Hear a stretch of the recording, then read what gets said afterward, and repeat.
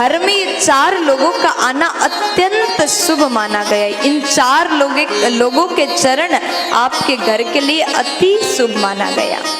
तो ध्यान से सुनिएगा, ये 4 लोग कौन हैं जिनके चरण घर में पड़ने से हमारे घर में सुख शांति आ जाता है। तो शास्त्र ने कहा इन 4 लोगों के चरण अगर आपके घर में पड़ जाए तो आपका घर वैकुंठ बन जाता है। सर्वप्रथम जामाता यानी दामाद, जमाई, जो भी आपके भाषा में बोलते हो वही आप मान लीजिए, सोच लीजिए, ठीक है। क्योंकि यहाँ पर मुझे बहुत से जगह से लोग सुन रहे हैं, बहुत से देश से लोग सुन रहे हैं।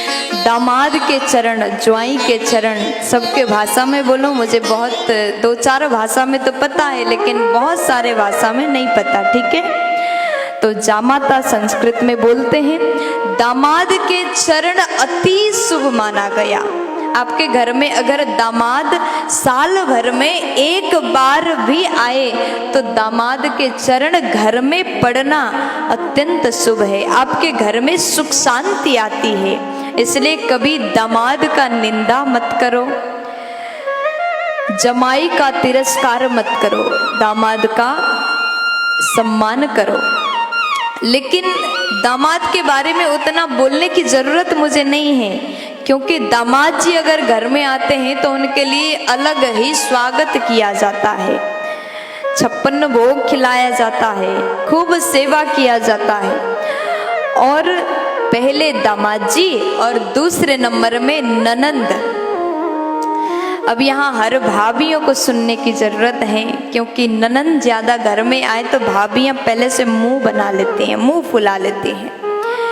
ननंद अगर घर में आए तो वो चरण, ननंद के चरण भी अति शुभ माना गया।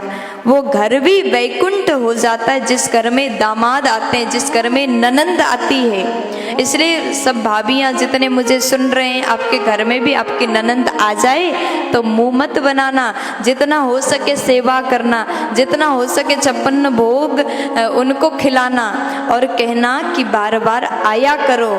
क्योंकि ननंद अगर घर में बार बार आए, ननंद भी समझदार होती है, साल भर में 1 बार आती हैं, और किसी किसी के बहुत जल्दी हफ्ते भर में 3 बार आ जाते हैं, है ना।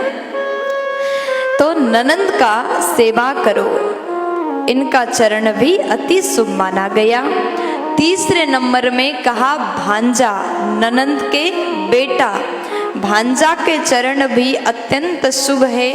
घर में अगर भांजा आए तो भगाना मत, उनसे रूठ करके बात मत करना। भांजा के चरण भी आपके घर के लिए शुभ है, उनको भी घर में आना चाहिए। और चौथे नंबर में गुरुजन, महापुरुष, संत महापुरुष। संत महापुरुष के चरण जिस घर में पड़ता है वो साक्षात वैकुंठ बन जाता है।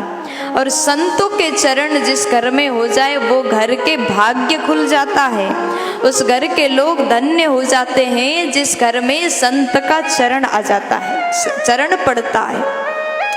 तो साल भर में संत अगर रोज रोज न आए तो कम से कम अपने गुरुजी को साल भर में 1 बार जरूर घर में बुलाओ। 365 दिन में अगर 1 दिन भी आपके गुरुदेव कोई संत महापुरुष आपके घर में प्रवेश अगर 1 दिन भी करते हैं तो 365 दिन तक वो घर में मकर संक्रांति आ जाता है।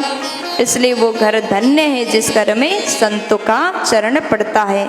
ऐसा वर्णन मैं अपने मन से नहीं, ब्रह्म पुराण में किया गया है। तो आप सभी को ये बात का ध्यान देना चाहिए। दामाद, ननंद, भांजा और गुरुजन, ये 4 लोगों के चरण हमेशा पूजनीय है। ऐसा चरण आपके घर में पड़े तो घर वैकुंठ बनता है, उस घर में सुख शांति की कमी नहीं होगी। प्यार से बोल दीजिए ना राधे।